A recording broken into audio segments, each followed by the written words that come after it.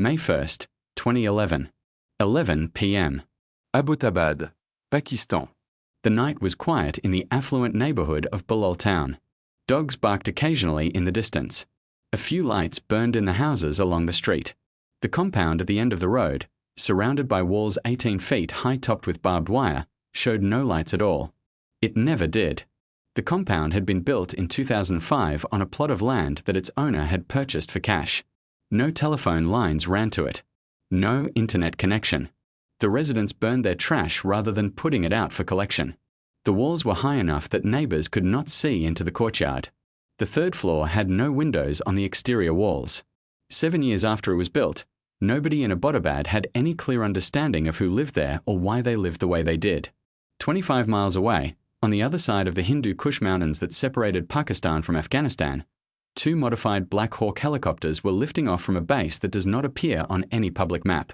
Inside each helicopter, men in body armor and night vision equipment checked their weapons for the last time. They had rehearsed this mission so many times over the previous weeks that every man on the helicopters could have executed it in complete darkness without speaking a word. They were about to execute it in complete darkness without speaking a word. The men were members of Naval Special Warfare Development Group, known in the American Special Operations community as DEVGRU, known in the broader world by the name that the Pentagon had given the unit for public consumption, SEAL Team 6. They were the best trained special operations soldiers in the world, the product of a selection and training process so demanding that the vast majority of candidates who attempted it failed, drawn from a community, the Navy SEALs, that was itself among the most selective military organizations on Earth.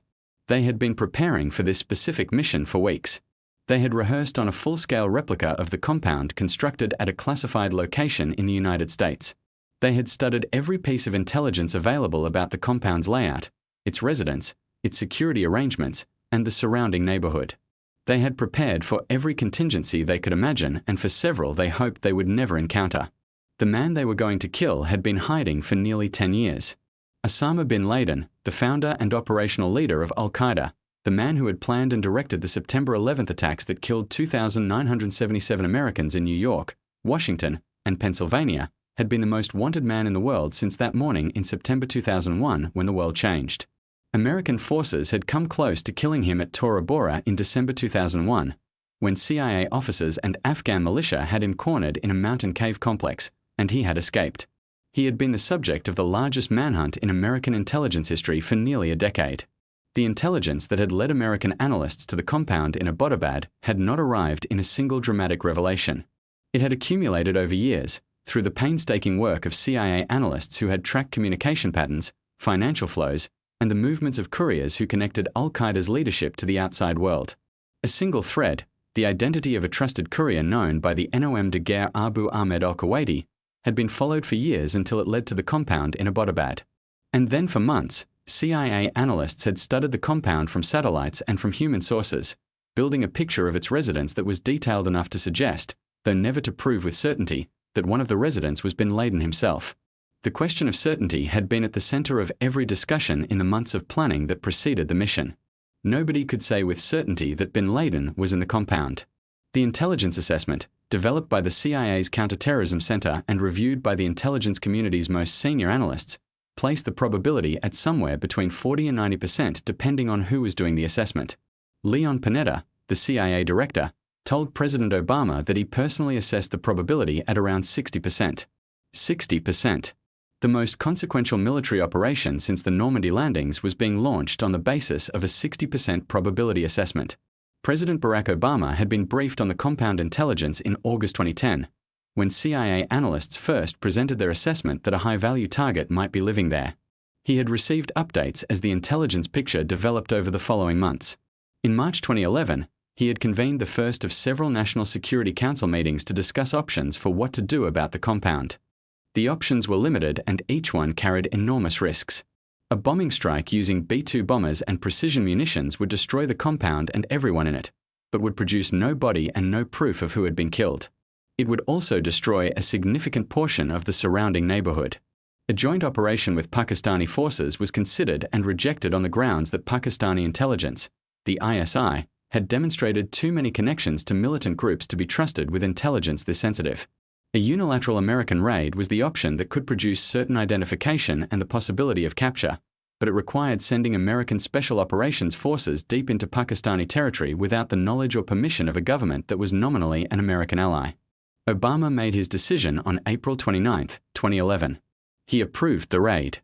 He told his national security team that he wanted to be informed when the helicopters left Afghanistan, but that the decision had been made and the mission would proceed. The helicopters left Afghanistan at 11 p.m. on May 1, 2011. The flight to Abbottabad took approximately 90 minutes, crossing some of the most heavily defended airspace in South Asia in aircraft that had been modified with stealth technology that reduced their radar signature. The Pakistani military, whose radar systems covered the route, apparently did not detect the aircraft. Years later, Pakistani officials would insist they had detected unusual activity but had not scrambled fighters in response. The Americans did not find this reassurance particularly convincing. At 12:30 a.m. on May 2nd, Pakistani time, the helicopters approached the compound in Bilal town. The plan called for one helicopter to hover over the compound's courtyard while operators fast-roped to the ground. The second helicopter would land outside the compound walls, and a team would breach the walls to provide security and block any escape routes. The entire operation was planned to take approximately 30 to 40 minutes on the ground, after which the helicopters would extract the assault force and any materials collected from the compound. The plan began to go wrong immediately. The helicopter assigned to hover over the courtyard experienced an unexpected aerodynamic effect caused by the compound's high walls and the warm temperature, which reduced air density and affected the aircraft's lift. The pilot, fighting to maintain control, made the decision to abort the hover and instead set the helicopter down hard inside the compound walls. The tail rotor struck the compound wall as the aircraft came down and the helicopter rolled onto its side, disabled and no longer flyable. In the operations room at CIA headquarters in Langley, Virginia, where Director Panetta was providing a running commentary to officials including Vice President Biden, the crash of the first helicopter produced a moment of stunned silence. Everyone in that room understood what the crash of a helicopter inside a Pakistani military garrison town meant for the mission and for the men inside the compound. The SEAL team did not stop. They had trained for helicopter crashes. They had prepared contingencies for exactly this scenario. The operators aboard the disabled helicopter exited through the door, assessed their situation, and continued the mission on foot. A third helicopter that had been held in reserve in Afghanistan was called forward to replace the disabled aircraft. The assault team adapted in seconds to a situation that had fundamentally changed and kept moving.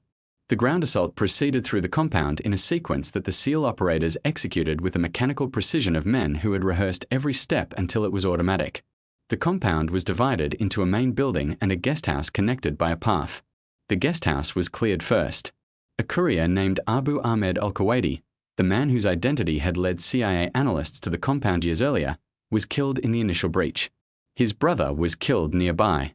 The assault team moved to the main building. A man identified as bin Laden's adult son Khalid was encountered on the stairs and killed. The team continued up the stairs toward the third floor, where intelligence had suggested the compound's most important resident lived. The assault on the third floor took seconds. Two operators moved through the doorway of the room and encountered a tall man who retreated toward the back of the room. The man was reaching toward an AK-47 and a pistol that were leaning against the wall when the operators fired. He was hit in the chest and the head. He fell. The team's interpreter, working from photographs that had been studied for months, made the identification. The man on the floor of the third-floor bedroom in the compound in Abbottabad, Pakistan, was Osama bin Laden. He was dead. The time was 12:38 a.m. The assault team had been on the ground for 8 minutes. The remaining 22 minutes of the mission were spent collecting intelligence materials from the compound, hard drives, documents, communications equipment, everything that might provide information about al-Qaeda's operations and personnel. The disabled helicopter was stripped of its classified equipment and destroyed. The backup helicopter landed outside the compound and picked up the assault team along with bin Laden's body. At 1:10 a.m., the helicopters lifted off from the compound and headed back toward Afghanistan. They were out of Pakistani airspace before Pakistani military authorities had fully assembled an understanding of what had happened. In the operations room at Langley, Leon Panetta announced the words that ended the longest manhunt in American history. Geronimo EKIA. Enemy killed in action. At the White House, President Obama and his national security team, who had been watching a live feed from a camera mounted on one of the operators, received the news. The room was quiet for a moment. Then the president said simply, "We got him." Across Washington, In the Pentagon and the CIA and the State Department and the dozens of offices where people had spent years working on nothing else, the news spread in minutes. In New York, crowds gathered spontaneously at Ground Zero, the site where the World Trade Center had stood before that morning in September 2001 when bin Laden's plan killed 2,977 people. People were singing and chanting and crying, the particular combination of grief and relief and satisfaction that comes when something that has been unresolved for 10 years is finally resolved. The operation that killed bin Laden required 1 night and 38 minutes on the ground. It was the product of years of intelligence work, months of planning, weeks of rehearsal, and the execution by a team of operators who had trained for decades for exactly this kind of mission. When the helicopter crashed in the first minute of the assault, they adapted and continued. When the timeline accelerated beyond the plan, they improvised and succeeded. When it was over, they brought back the body of the man who had planned the murder of 2,977 Americans and left his compound destroyed and in flames. The operation also required a president who was willing to make a decision on the basis of a 60% probability assessment, who understood that certainty was not available and that waiting for certainty meant waiting forever. Obama had been briefed by his military advisors that the operation carried significant risks beyond the obvious ones. If bin Laden was not in the compound, the United States would have violated Pakistani sovereignty for nothing. If Pakistani forces intercepted the helicopters, it could trigger a crisis with a nuclear-armed nation. If the operation failed in any of a dozen ways, the political and strategic consequences would be severe.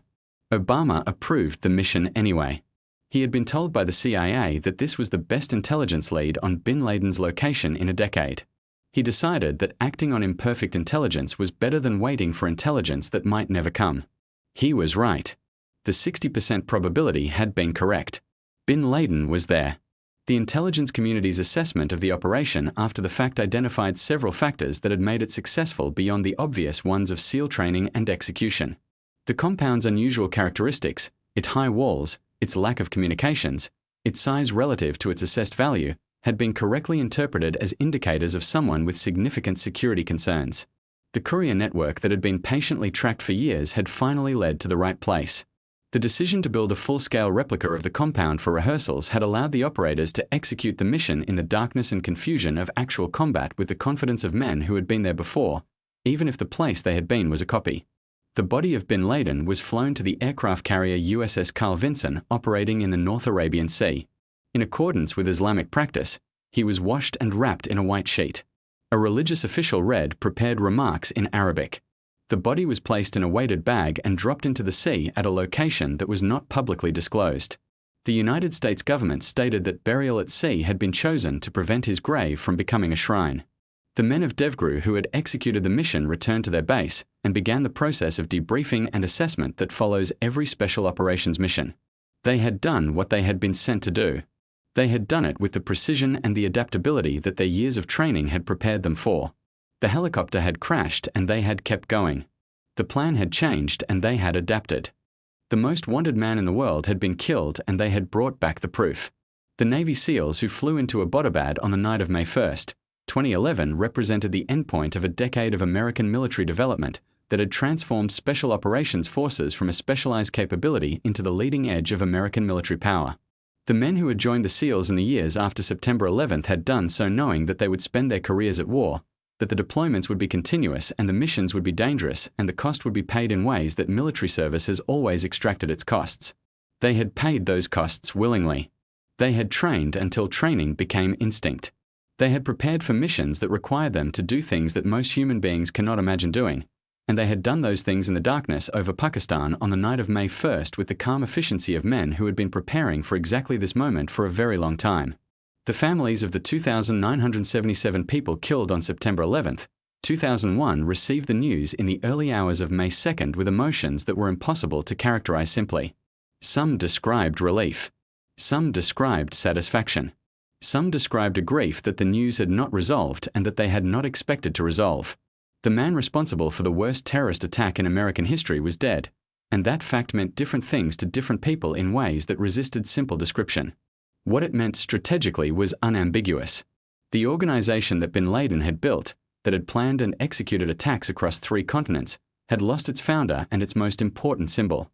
Al-Qaeda would continue to exist and would continue to inspire violence, but it would do so without the man whose vision had created it and whose continued freedom had demonstrated that America's reach had limits.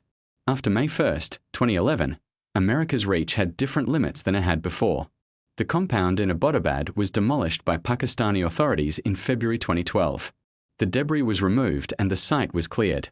Nothing remains of the structure where the world's most wanted man spent his final years hiding from a superpower that was looking for him in every corner of the world. They found him in a suburb. They found him because they kept looking. They found him because American intelligence analysts had followed a single thread for years through a network of couriers and communication patterns and financial transactions until that thread led to a compound in a Pakistani city. And then they sent the best soldiers in the world to do the job that needed doing. The job took 38 minutes. 10 years of hiding. 38 minutes to end it. That is what American Special Operations Forces do. They prepare for years. They train until training becomes instinct. And when the moment arrives, they execute with a precision that makes the impossible look routine. Bin Laden had hidden for 10 years. On the night of May 1st, 2011, he ran out of places to hide. America had found him. America always finds them.